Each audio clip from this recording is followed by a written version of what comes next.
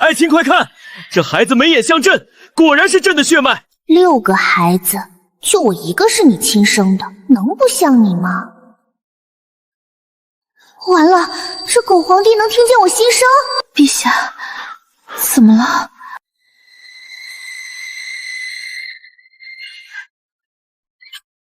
别看我，我什么都不知道，我只是个婴儿。完了，确认过眼神，他是真的能听见，这下死定了，刚出生就要被当成妖怪烧掉。陛下，您别下臣妾，是孩子有什么不对吗？陛下，你要去哪儿？孩子还小，不能吹风。哟，心虚啦，这才刚开始呢。陛下，去哪儿？东宫。东宫，太子萧景煜，那个母后的第一个儿子，今年的储君。完了完了，这就要开启大清洗模式了。老大可不是你的种啊，他是母后会郑国大将军的儿子。疼疼疼！皇帝爹，你冷静点，这事不能怪我啊。陛下，你要带我的孩子去哪儿？皇后，你刚生产，身子弱，回宫好好歇着。可是孩子……朕的女儿，朕带她去见见她大哥，有问题吗？陛下，景煜他正在读书，您现在过去会打扰他的。皇后开始找借口了，平时巴不得你们父子情深，今天怕了。福凤。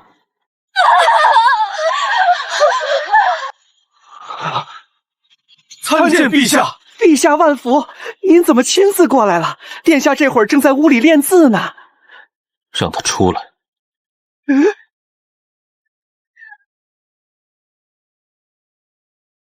儿臣给父皇请安。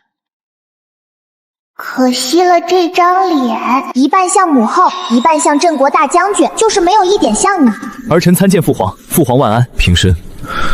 父皇，这便是刚出生的妹妹吗？长得真可爱，眉眼和父皇真像。又来一个说像的，你们这群人是没长眼睛吗？还是就喜欢睁眼说瞎话？是吗？朕也觉得像。景煜，你今年多大了？回父皇，儿臣今年10有6。16年了，时间过得真快。朕还记得你刚出生时也是这么小一点。儿臣能有今日，全靠父皇栽培。好。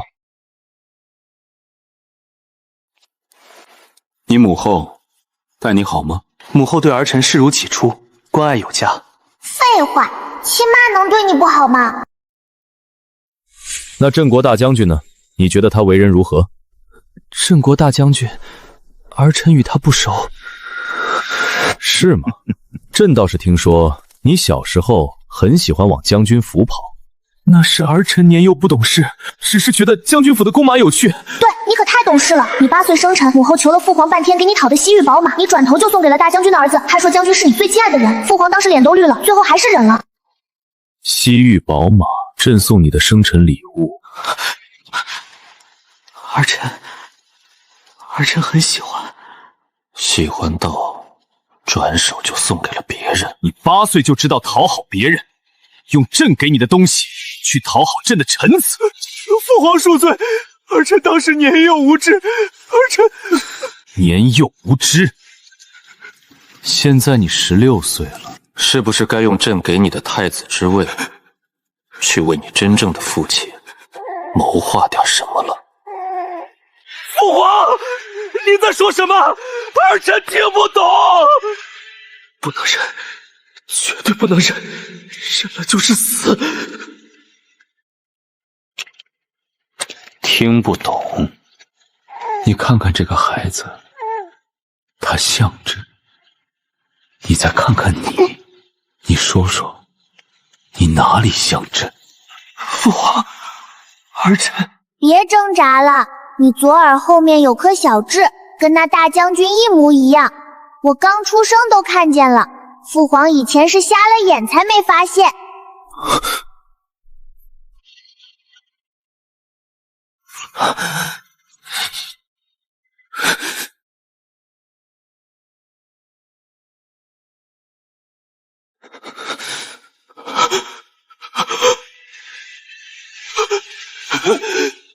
16年，朕帮别人养了16年的儿子，还把他立为太子。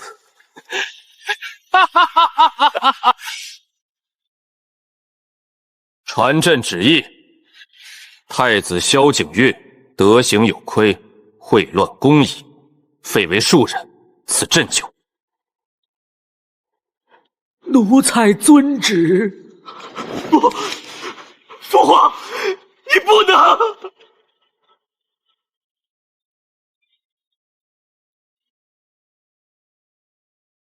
王德、东宫上下所有知情人一并处理了。是。景岳，景岳，我的儿啊！是你害死了我的儿子！皇后娘娘，请您冷静。皇帝呢？萧远在哪儿？让他出来见我！陛下已经去了二皇子府。老二，景明，备驾去二皇子府。父皇，您怎么亲自来了？这是小妹吗？快让儿臣看看。父皇，景明，听说你最近得了一幅前朝大家的画，拿来给朕看看。是，那是儿臣好不容易才得到的，正想呈给父皇品鉴。父皇请看，这山水之气势，这笔迹之老辣。假的。父皇，这怎么会？这是进坊，手艺粗糙。你舅舅花了5000两，就给你买了这么个玩意儿。父皇恕罪，儿臣不知这是假的。父皇怎么知道5000两？这件事只有我和舅舅知道。你不知道？你不知道这是假的？那你知不知道，你舅舅贪没了西北军的30万两军饷，边关将士吃不饱穿不暖，拿命在守国门。你们母子却在京城里用他们这些风雅的东西。这个更串，他爹只晃出一个文官，你看看他这瘦弱的小身板，哪里有你这个马上皇帝的半分英气？朕再问你，你是谁的儿子？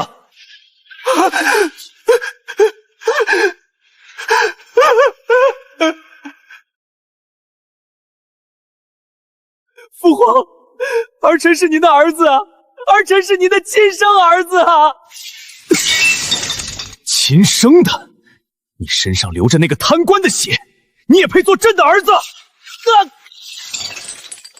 来人，奴才在。吏部尚书满门给朕抄了，全部打入天牢，秋后问斩。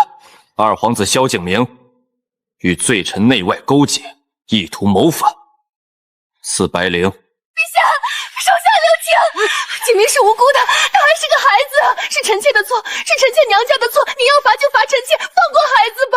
放过他？皇后，你生的这些好儿子，真是一个比一个让朕惊喜啊！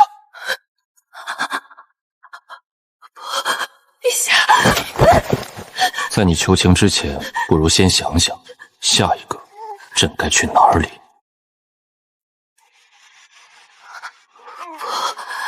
景明，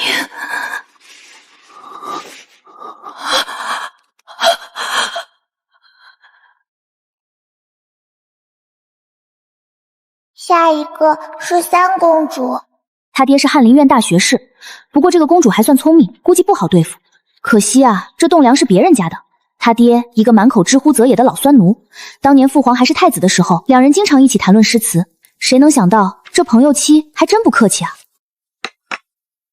儿臣参见父皇。你在做什么？儿臣心绪不宁，想写几个字静静心。哟，你早就从东宫和二皇子的动静里猜到不对劲了，你这是在赌父皇还念着父女之情。是吗？朕也觉得心绪不宁。不如你替朕写一幅字吧。不知父皇想让儿臣写什么？国泰民安。国泰民安，这是先帝祖训，也是萧衍毕生的追求。此时此刻，这4个字便是催命符。儿臣遵旨。来了，藏不住了。李文博的字以风骨闻名，尤其是捺这一笔，会有一个极其微小的上挑，被称作文博钩。你从小跟着他学字，这习惯已经刻进骨子里了。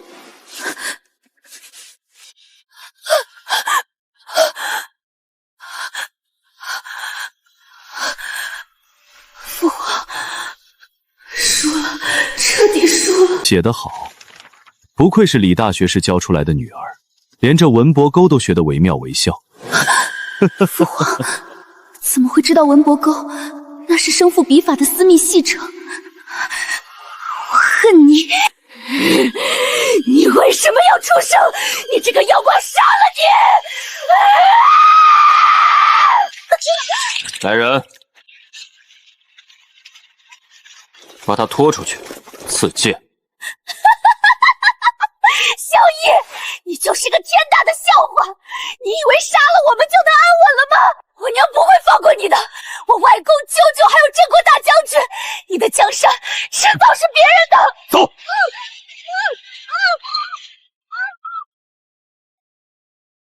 不气不气，为了这种女人生气不值得。旧的不去，新的不来，以后再生一堆亲生的就是了。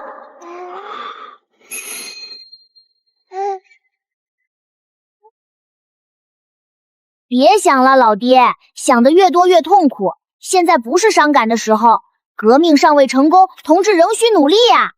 还剩2个呢，不赶紧处理了，留着过年吗？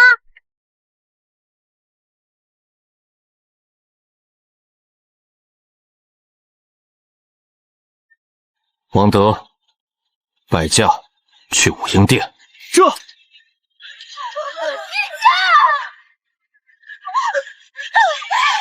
下，收手吧，臣妾错了，臣妾罪该万死。你杀了臣妾吧，放过剩下的孩子，他们是无辜的。无辜？那朕就不无辜吗？是臣妾的错，都是臣妾的错，求您看在多年夫妻的情分上。夫妻情分？从你把第一个野种生下来的时候，我们之间就没什么情分。对头，别跟他废话，这女人坏得很，现在是在演苦情戏，想拖延时间呢。她肯定已经派人出宫去通知她娘家和镇国大将军他们了，再不快点，等他们带兵冲进来就麻烦了。看看这身板，他爹是禁军统领张烈，猛男一个。父皇这种儒雅帝王，基因都不对啊。父皇，您怎么来了？父皇，您快看我新练的拳法，厉害吗？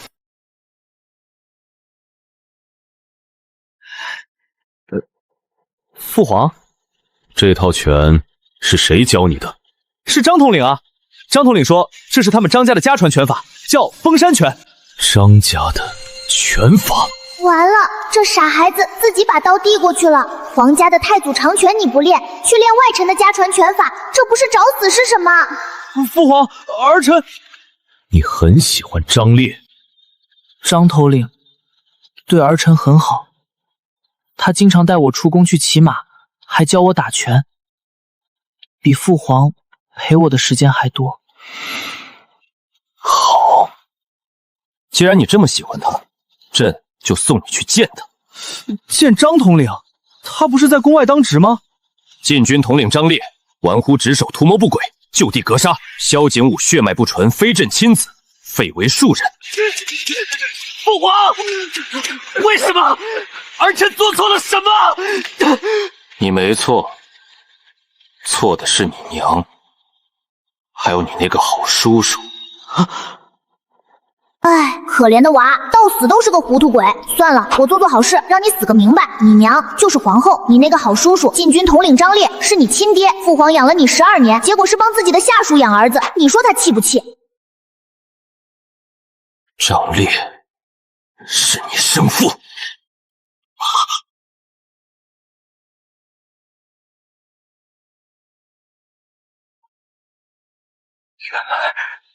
原来是这样。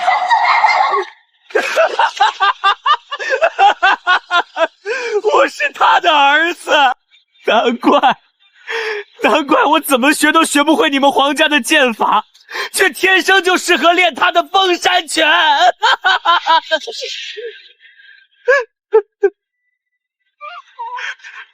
父皇，我居然又叫了一声父皇，我不恨你，要杀就杀吧，只是能不能求你一件事？你没资格。萧爷，你记住，我娘不止我一个儿子，你杀不完的。你这个皇位迟早要被我们张家的人坐上去。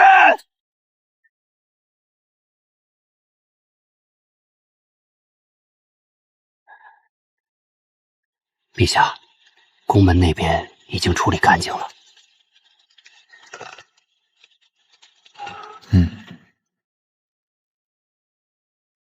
还剩几个？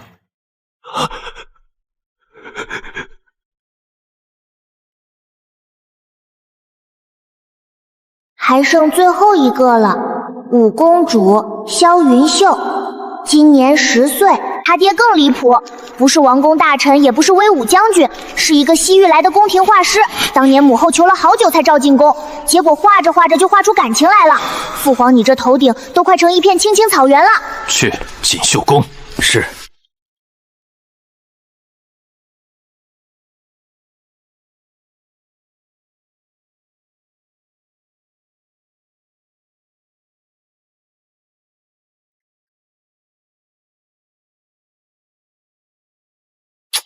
混血儿的特征就是明显啊！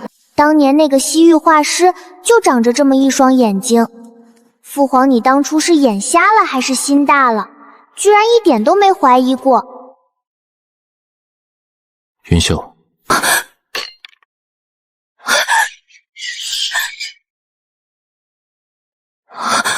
父皇，在画画，画得不错。儿臣画着玩的。这种画法，朕从未见过，是谁教你的？傻孩子，别扛了，你那个画师爹亚兰，3年前因为想带你私奔回西域，都被你母后灭口了，尸体就埋在宫外的乱葬岗。朕再问你一遍，是谁教你这么画画的？是亚兰老师教我的。他不是你的老师，他是你的父亲。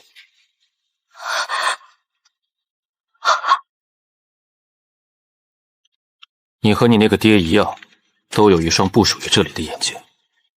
你和那个娘一样，都擅长欺骗。父皇，我想去见他。好，朕成全你，让他体面点。奴才明白。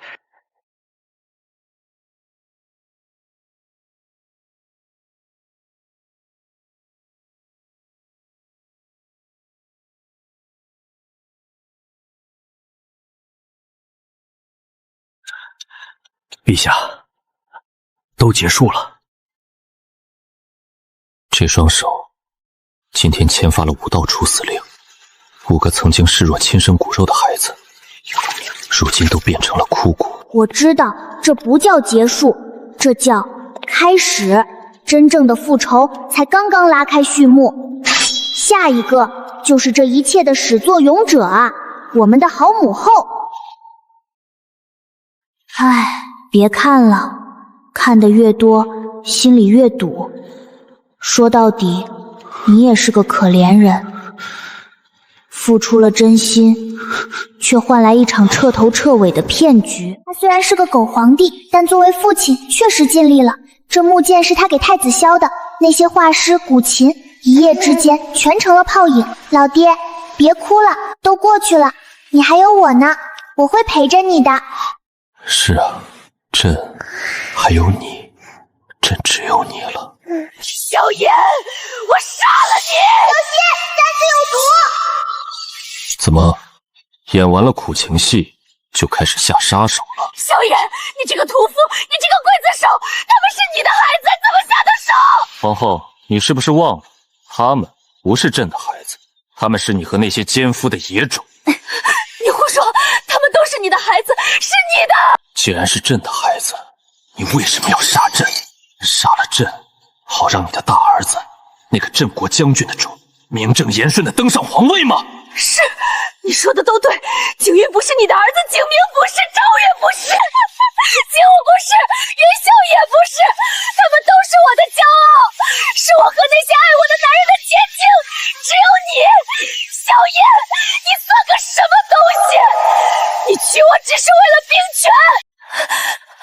说完了。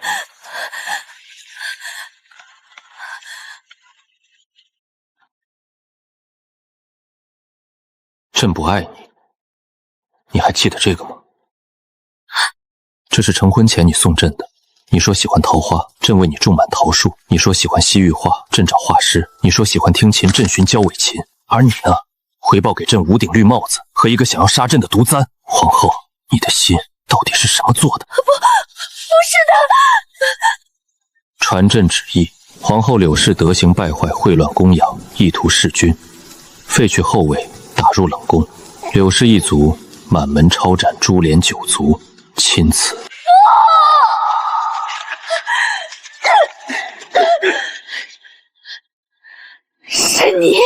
是你这个小妖怪，是你害了我全家，我做鬼也不会放过你的，小野，你这个薄情寡义的人！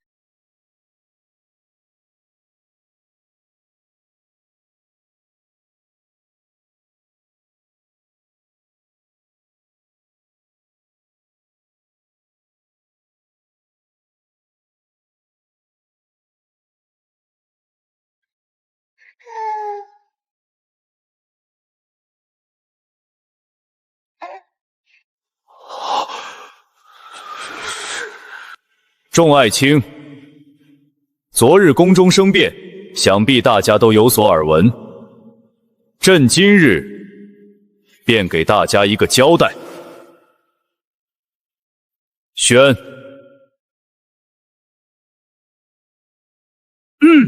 奉天承运皇帝诏曰：皇后柳氏品行不端，与镇国大将军、吏部尚书、翰林院大学士、禁军统领、宫廷画师等人合谋，诞下伪龙之嗣，祸乱朝纲，其心可诛。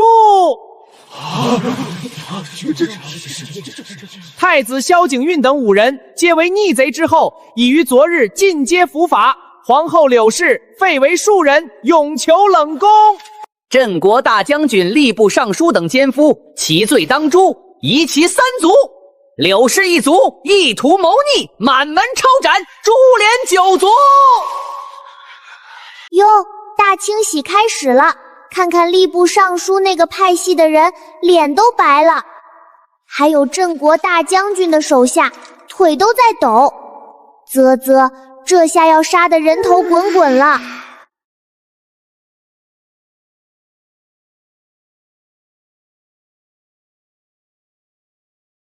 众爱卿，对此可有异议？陛下圣明，此等叛国逆贼，理应严惩。臣复议。臣等复议。好，王德，传朕旨意，命刑部大理寺、督察院3司会诊，即刻查办此案，涉案人员严惩不贷。禁军查抄所有逆贼府邸，家产充公。是。众爱卿，朕的子女皆为孽种所害，上天垂怜，为朕留下了这点血脉。朕怀中之女，名曰萧宁安，是朕唯一的孩子。从今日起，册封为护国监国长公主，赐金印，向亲王俸禄，其仪仗等同太子。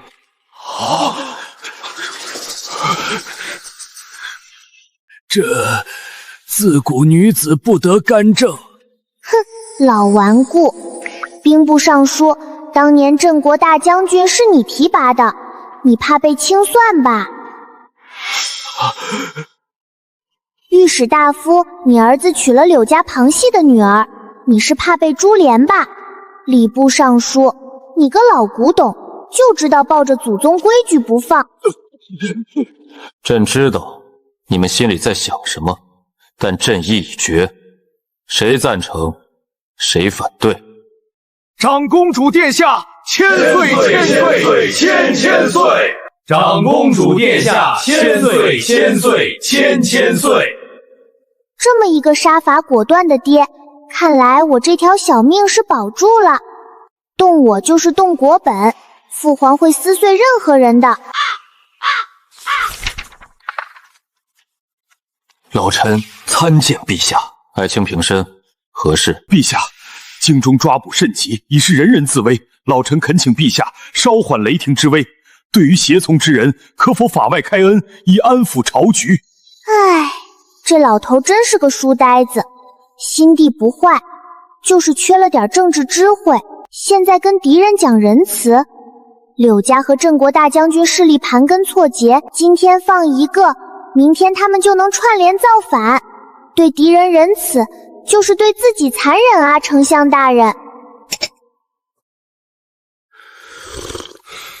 丞相，你觉得朕杀的太多了？老臣不敢。朕知道你是怕朝局不稳，但越是这个时候，越要用重刑。朕要让所有心怀不轨的人连反抗的念头都不敢有。陛下圣明，是老臣糊涂了。起来吧，王德，把名单给他。这是三司会诊的名单，你看看有没有补充的。这名单不行啊，漏了太多人了，看来三司里也有鬼。兵部右侍郎王莽，那是镇国大将军义子，名单上居然没有。户部注事钱锋，柳皇后的表外甥，专门转移财产的也漏了。还有大理寺卿赵克明，收了柳家30万两，贼喊捉贼。最要命的是京兆尹孙车，手握3000府兵，早就被买通了，一旦作乱，后果不堪设想。陛下，这份名单老臣看已经很详尽了。是吗？既然丞相也觉得没问题，那就先退下吧。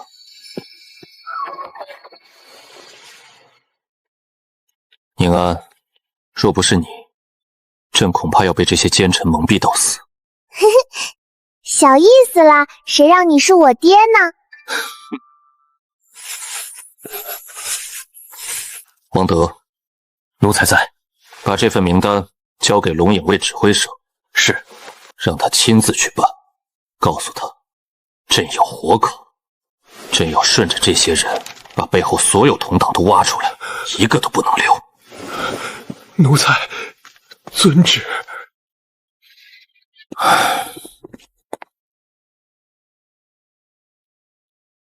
走，宁安，爹带你去看看你的新家。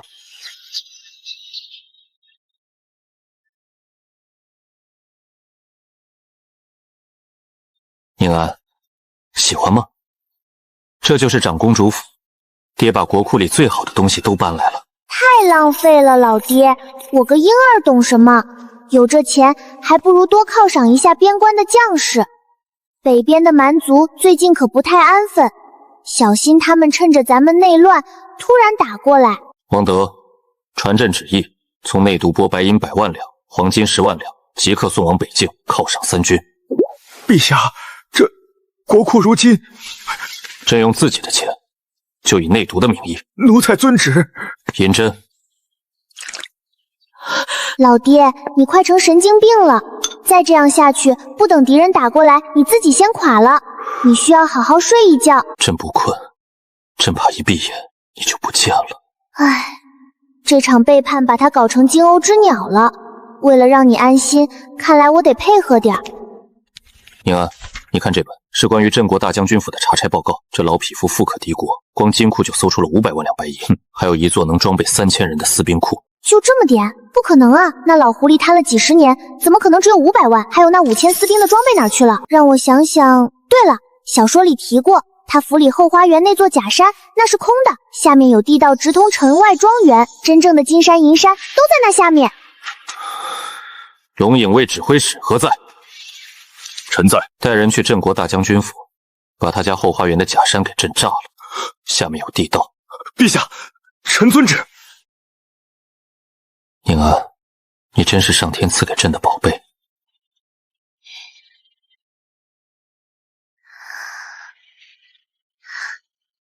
唉，朕去偏殿睡一会儿。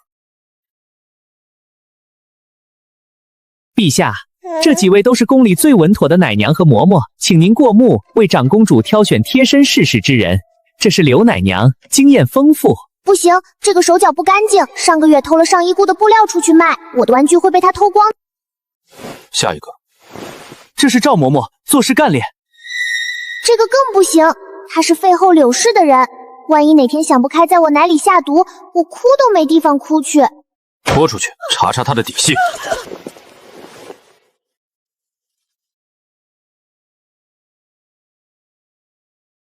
咦，这个张嬷嬷还不错，祖上3代清白，儿子在禁军当值，忠心耿耿，人虽然笨点儿，但踏实心善，就他了。你叫什么名字？奴婢张翠兰。好，以后由你照顾长公主。抬起头来，记住，你的命，你儿子的命都记在长公主身上。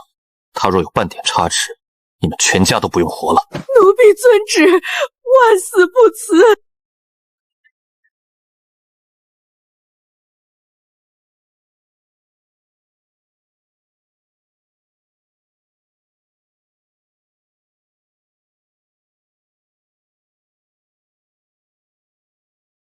查这些小喽啰有什么用？能在宫里布下这么大的局，肯定是宫里有头有脸的人物。让我想想，柳皇后倒了，郑国大将军也死了，他们的党羽也被清洗的差不多了，谁还有这个动机和能力呢？除掉我们妇女，谁的利益最大？当然是其他皇子。可不对啊，其他皇子不是都被父皇你咔嚓了吗？等等，我好像忘了什么。对，六皇子，父皇你还有个儿子啊！六皇子萧景安，今年8岁，生母是娴妃。因为从小体弱多病，一直没什么存在感，所以被你忽略了。娴妃，一定是他。他爹是工部侍郎，负责的就是皇家园林的修缮。他又是柳皇后的远房表妹，跟柳家去关系匪浅。柳皇后一倒，他怕被清算，所以干脆一不做二不休，先下手为强，杀了我们。他的儿子萧景安就是你唯一的儿子了，到时皇位不就是他们母子的了吗？好一招螳螂捕蝉，黄雀在后。王德，摆驾长春宫，朕要去看看娴妃。臣妾参见陛下。父皇，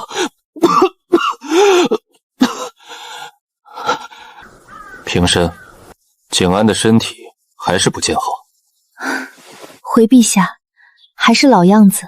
太医说要静养。奥斯卡都欠他一座小金衣，这演技比柳如烟那个蠢货高明多了。还有这个小的也是个影帝，你看他呼吸平稳，眼神清明，哪有半点生病的样子？这苍白的脸色是用米粉铺的吧？是吗？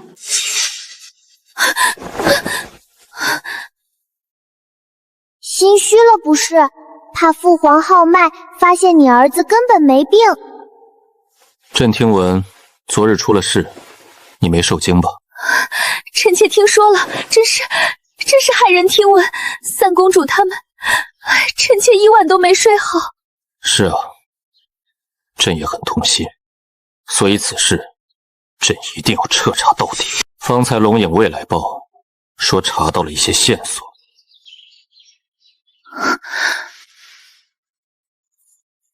那真是太好了，一定要将凶手绳之以法，告慰公主皇子们的在天之灵。你看，他袖子里的手已经攥成拳头了，他在紧张。他现在最想知道的就是你到底查到了什么。说来也巧，龙影卫在现场发现了一些残留的药粉，经过太医院检验，那是一种叫软筋散的西域奇药，无色无味，但能慢慢腐蚀掉草木纤维。凶手就是用这种药弄断了固定山石的绳索。却有如此歹毒之物。是啊，更巧的是，太医院的记录显示，整个皇宫最近只有一个人申领过这种药。娴妃，你前几日是不是说景安腿脚抽筋，需要软筋散来活血化瘀？陛下，您在怀疑臣妾？臣妾冤枉啊！那药确实是臣妾认领的，但真的是给景安用的呀！臣妾怎么会去害公主和皇子们呢？臣妾与世无争，只求景安能平安长大。臣妾怎么会做这种事？父皇明鉴，母妃是冤枉的。息肉来了，到现在还不承认，心理素质可以啊。可惜你以为证据只有这个吗？太天真了。你爹工部侍郎这个月正好负责园林的修缮工作，那些被收买的工匠可都是你爹手底下的人。虽然他们嘴硬，但他们的家人可都被龙影卫请去喝茶了。你猜他们能扛多久？哼，朕也觉得你没有这么大的胆子，所以朕把你父亲工部侍郎陈大人也请进了宫。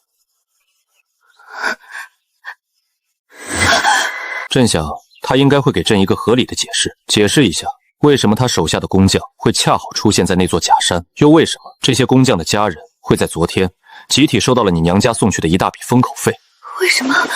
你为什么会知道的这么清楚？事到如今，你还想狡辩吗？狡辩？我为什么要狡辩？没错，人是我杀的，那块石头也是我让人弄松的，我就是要杀了你，杀了你这个孽种！凭什么？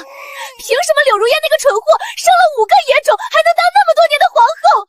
而我为你生下了真正的皇子，却只能屈居人下，看他的脸色。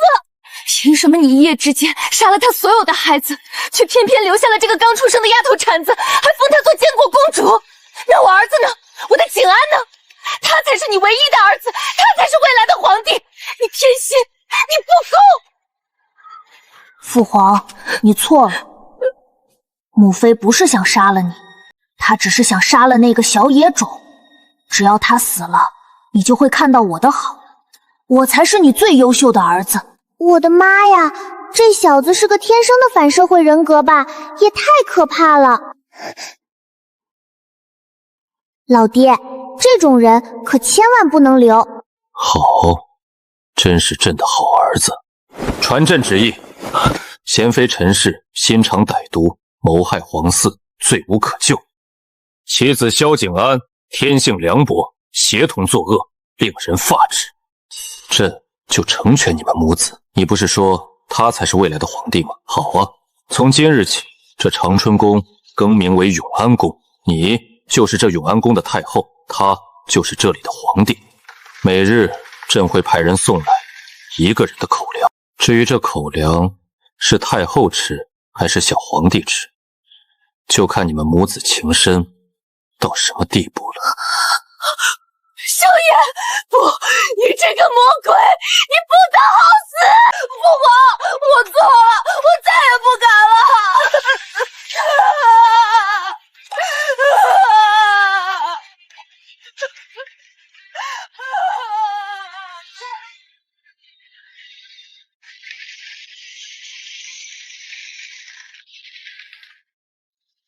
贤妃，救救我！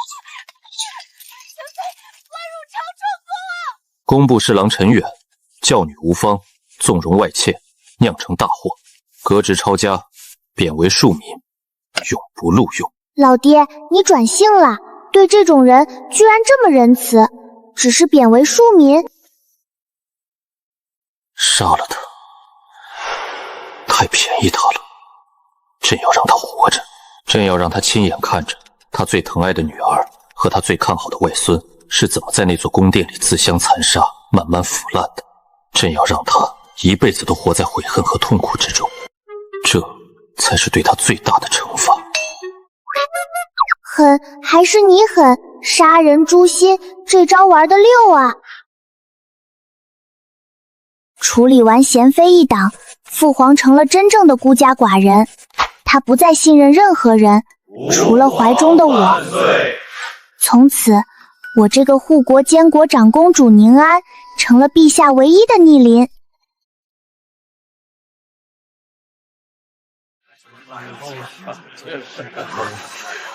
北蛮的使者，看你的眼神不对劲啊，笑里藏刀的。他们今年送的贺礼比往年少了2/3，看来是没安好心。我猜他们觉得咱们刚经历内乱，国力空虚，趁机捞点好处。南越的藩王倒是挺老实，不过他那个商人带来的那些珠宝倒是不错，可以给国库创收。尊敬的大眼皇帝陛下，我奉我们大单于之命，向您和尊贵的小公主表示最诚挚的祝福。我们大单于还说，为了表示我们两国之间的友谊，还愿意将她最美丽的小女儿嫁给您，与您永结秦晋之好。来了来了，狐狸尾巴露出来，这是想搞美姬安插间谍啊！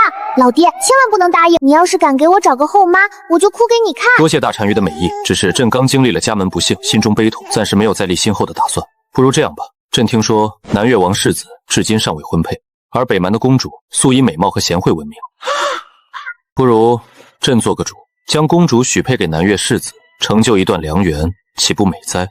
高，实在是高！一招祸水东引，让南越和北蛮互相猜忌，狗咬狗，顺便还敲打了南越王，让他知道谁才是老大。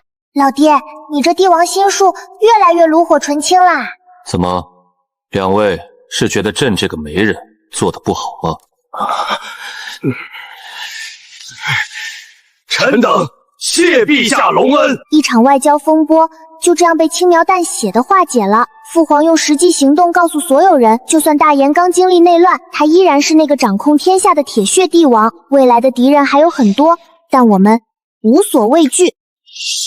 天地玄黄，宇宙洪荒。那个字念泽，妾不是斋。知道啦。父皇耳朵真灵。15年，弹指一挥间，那个襁褓中的宁安，如今已是名震天下的护国监国长公主。父皇给了我最好的一切，最好的老师，最好的武艺，还有独一无二的父爱。他从未再娶，后宫形同虚设。如今的朝堂早已大换火，那些世家大族被连根拔起，取而代之的是父皇一手提拔的寒门子弟。他们对父皇忠心耿耿，对我这个挂件公主更是敬畏有加。他们都知道，我虽年少，却是帝国的影子决策者。15年来，父皇处理军国大事，从不避讳我。我们的交流，无人能懂。他看奏折，我看他的脸。他听我心声，我给他建议。我们父女用一种最诡异也最默契的方式统治着这个庞大的帝国。15年国泰民安，直到今天，狼养肥了，终究是要咬人的。阿史那雄30万铁骑，这15年我们在休养生息，他们也在卧薪尝胆。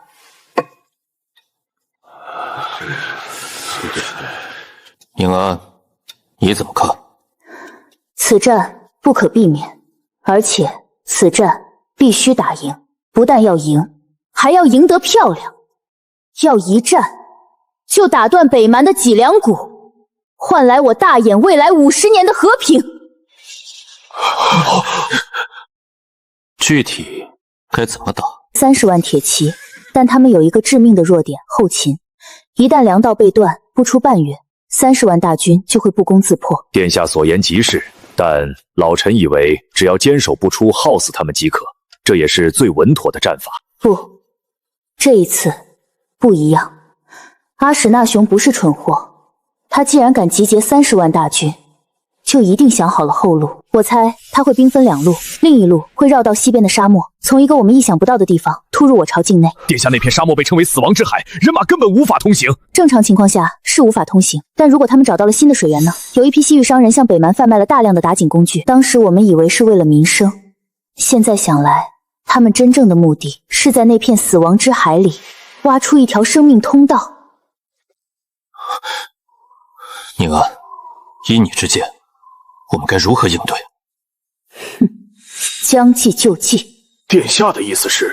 第一，雁门关依旧重兵把守，增派民夫，日夜修筑工事，声势造得越大越好，要让阿史那雄坚信我们已经中了他的圈套。第二，调集我国最精锐的20万玄甲军，秘密开赴西部边境，在那片沙漠的出口处张开一张大网，等着他们自投罗网。那支骑兵只要全见了这支部队，阿史那雄的心理防线就会彻底崩溃。但这还不够，第三，也是最关键的一步，断其粮道。北蛮30万大军，他们的粮草必然通过一条固定路线从后方运送。我们要派出一支最顶尖的轻骑，像一把尖刀，切断他们的补给线，烧光粮草。到那时，军心动摇，士气全无。30万大军不过是一群待宰的羔羊。宁安长大了，就按公主说的办。此战，朕要御驾亲征，朝中大小事务皆由公主决断，如朕亲临。臣等遵旨。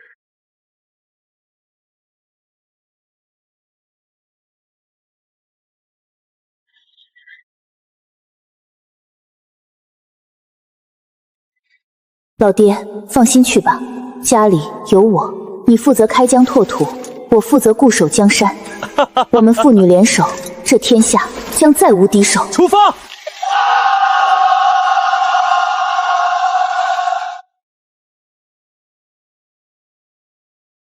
避击司臣，乃是大凶之兆。殿下年幼，又是一介女流，如何能担此大任？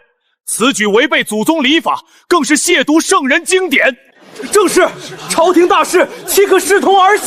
对啊！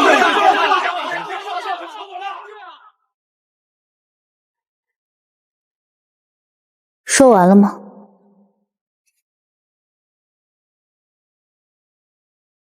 说完了就拖出去，停杖80，让他们好好清醒一下。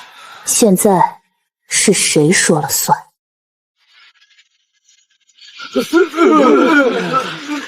殿下，不可！自古言官无罪，殿下怎可因言杀人？丞相，你要为他们求情吗？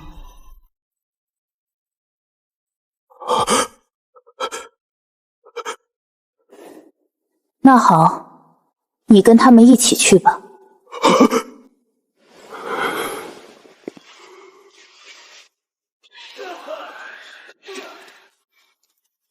还有谁有异议吗？很好，既然没有异议，那就开始办正事。户部尚书，臣在。我要你在半个月内筹集到足够支持前线3个月的粮草，少一顿提头来见。臣领旨。工部日夜赶工，打造出1万架新式武器，1月之内必须送到雁门关。兵部核查所有将士的抚恤金，战前务必发放到每一个士兵的家人手中。若有贪墨，夷3族。我不再是躲在父皇羽翼下的小公主，我是萧宁安，这个帝国真正的继承者。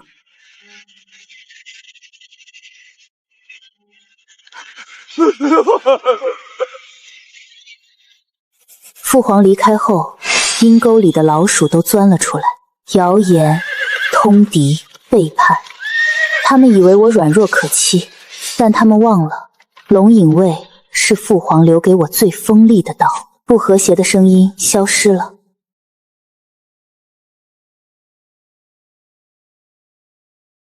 帝国这台战争机器，终于在我的手中开始全速运转。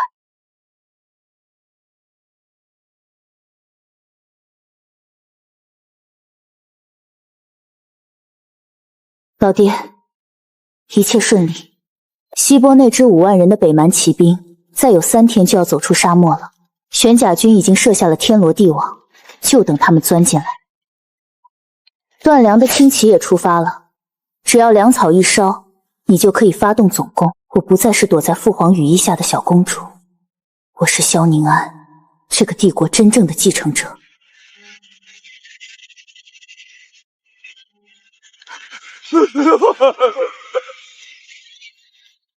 父皇离开后，阴沟里的老鼠都钻了出来，谣言、通敌、背叛。他们以为我软弱可欺，但他们忘了，龙影卫是父皇留给我最锋利的刀。不和谐的声音消失了。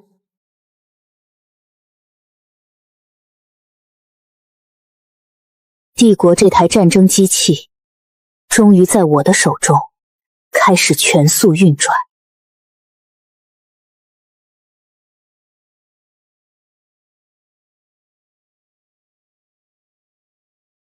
老爹，一切顺利。西波那支5万人的北蛮骑兵，再有3天就要走出沙漠了。玄甲军已经设下了天罗地网，就等他们钻进来。断粮的轻骑也出发了，只要粮草一烧，你就可以发动总攻。捷报！双捷报！第一封，玄甲军大将军李牧在昆仑山下全歼北蛮5万新兵，无一漏网。第二封，骠骑将军霍去病率3000轻骑奔袭千里，火烧北蛮粮仓，100万担粮草付之一炬。大爷万岁！陛下万岁！殿下高兴得太早了，真正的决战才刚刚开始。进攻，不许退！谁敢后退一步，杀无赦！打破雁门关，我们要活下去！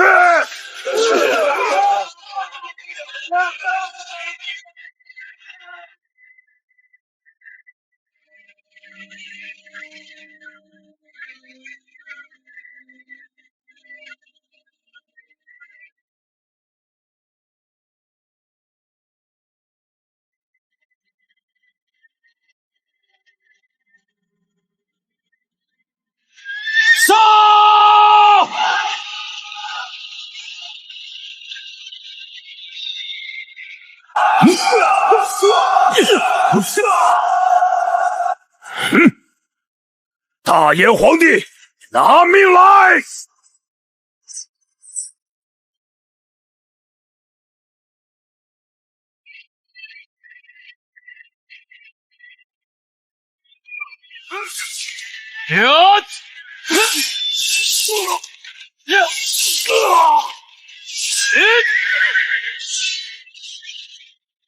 阿史那雄已死，降者不杀。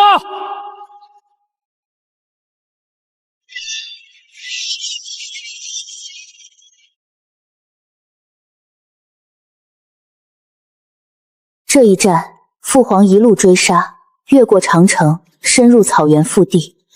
从此，北方再无蛮族。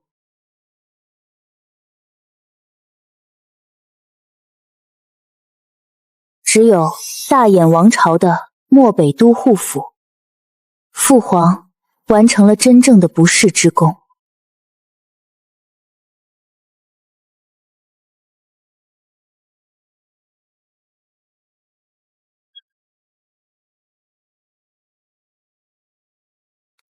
儿臣恭迎父皇得胜归来。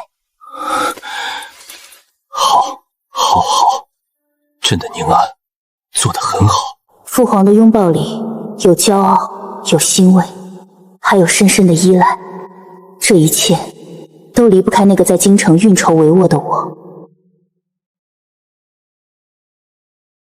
朕年事已高，恐难理朝政，退位为太上皇，皇位由护国监国长公主萧宁安继承，钦此。陛下，不可呀！自古以来，只有皇子继承大统，何曾有过女子为帝？此乃乱了纲常，请陛下收回成命。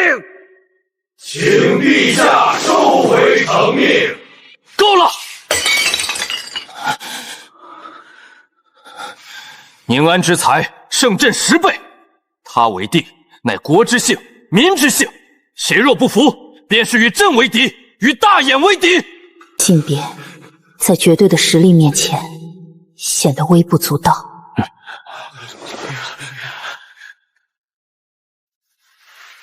他们知道，我已经证明了自己有驾驭这个庞大帝国的能力。这条路很长，也很孤独，但我在乎，因为我的身后永远站着一个人。跪！吾皇万岁万岁万万岁！平身，改元永安，愿大衍国土永远安宁。父皇，怎么，当皇帝的感觉如何？很累，但也很充实。那就好。宁安，爹这辈子最对不起的是你母后，当年只顾着江山，忽略了她，才给了那些人可乘之机。但爹这辈子最幸运的就是有了你，你是爹唯一的，也是最好的礼物。老爹，别说这些事情的话，搞得我都想哭了。好，不说了，以后这江山就交给你了。爹相信你会是一个比爹更出色的皇帝。父皇放心，这万里江山，女儿会为你好好守着。我会让大业成为一个真正的万世不朽的盛世王朝。父皇找到了他最终的归宿，而我，萧宁安的传奇才刚刚开始。史书将记载这个由我们父女共同开创的新时代——永安之治。